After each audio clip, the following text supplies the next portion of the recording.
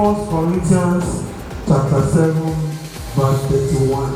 And as they use this word, as not abusing it, for the passion of this world passeth away.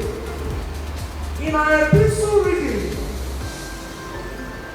Paul the Apostle reminds the church in Corinth of the fact that everything man does, there is an expiring date. And of the fact that we are in this world and none of